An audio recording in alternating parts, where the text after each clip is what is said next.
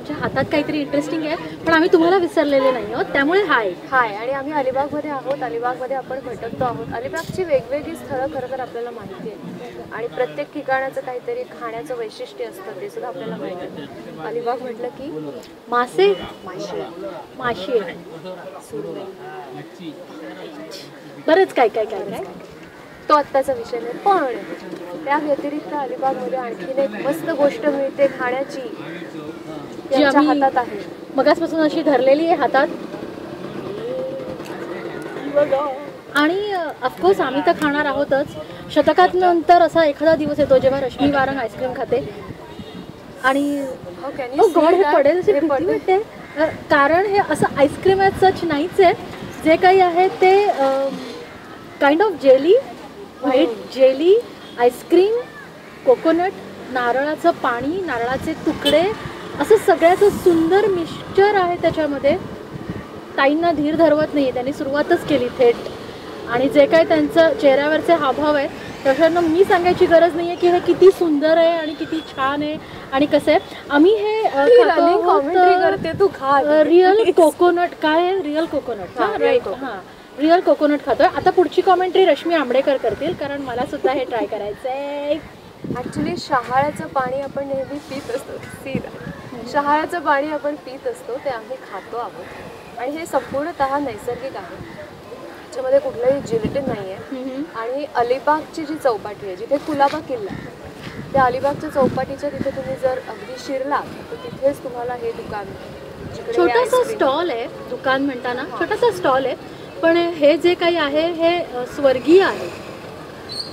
आणि ice cream as such नसल्यामुळे ज्यांना माझ्यासारखे घशांचे आणि या त्या प्रॉब्लेम आहेत ते पण खाऊ शकतात. म्हणजे आत्तापर्यंत हे आम्ही जवळजवळ, म्हणजे आता आम्ही शेवटी ठरवलं की आता आपण एपिसोड करूया. अदरवाईज आम्ही फक्त हे खातच होतो आत्तापर्यंत. त्यामुळे कितवं आहे ते मोजलं नाही आहे पण दिस इज यम्मी.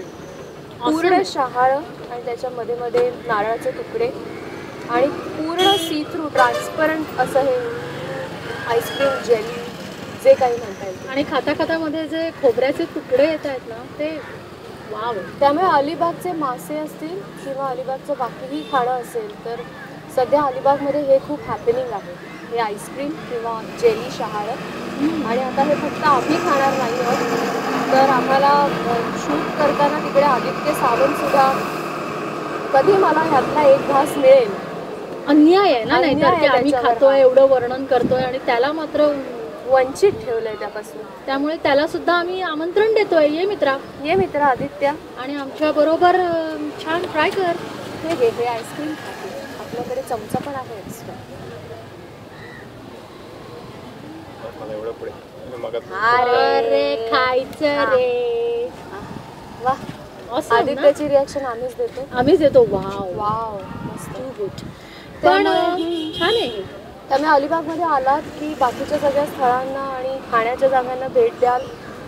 त्याबरोबरीने हे शहाळ्याची जेली, शहाळ्याचं आईस्क्रीम, जे काही याला म्हणू आपण, ते नक्की नक्की नक्की खा.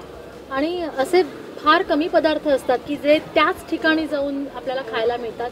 नाही तर सगळीकडे सगळंच मिळत असेल तर त्याच्यात मजा नाही. त्यामुळे अलिबागला आलात, अलिबागची चौपाटी फार जवळ आहे, तिथे येऊन हे खा. आणि हो, आणि नंतर आम्हाला सांगा की तुम्ही एवढा सगळा जो काही व्याप केलात, आम्हाला आमच्यापर्यंत हे आईस्क्रीम पोहोचवलं, ते आम्ही खाल्लं, मग त्याच्यानंतर आम्हाला कसं वाटलं, म्हणजे तुम्हाला कसं वाटलं ते तुम्ही सांगा आम्हाला. सबस्क्राईब करा, लाईक करा आपल्या या चॅनलला. फेसबुक पेजला व्हिजिट करू शकता, तिथे सुद्धा आम्हाला तुमच्या प्रतिक्रिया हव्या, तिथे सुद्धा सांगू शकता.